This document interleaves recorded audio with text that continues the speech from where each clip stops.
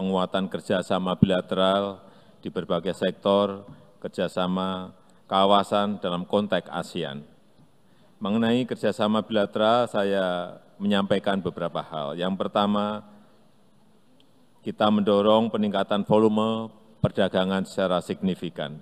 Dibandingkan tahun lalu, perdagangan Indonesia-Filipina sudah naik hampir 50%.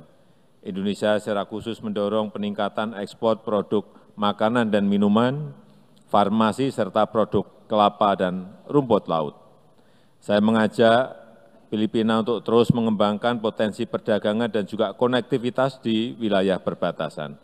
Saya mengusulkan revitalisasi jalur kapal Roro, Bitung, Davao, dan membuka jalur penerbangan Manado-Davao.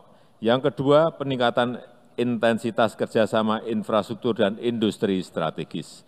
Beberapa BUMN Indonesia sudah ikut serta dalam program pembangunan di Filipina, misalnya proyek pengadaan 2 kapal landing platform dock oleh PT PAL dan proyek persinyalan kereta di Manila oleh PT LAN.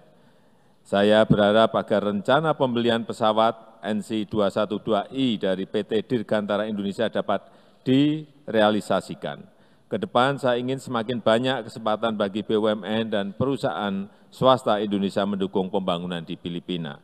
We continue to thank Indonesia for the assistances and their involvement in the infrastructure programs of my predecessor, President Duterte, and their continuing commitment not only to go on and with these programs, but to increase the volume and the closeness between our two countries.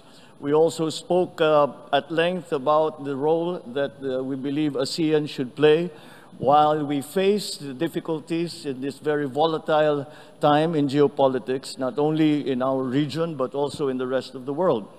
And we agreed that ASEAN is going to be the lead agent in the changes that we would like to see in continuing to bring peace to our countries. And again, the assistances that we have received from Indonesia have been a very important part of that. We continue to work on growing our relationship to making it stronger.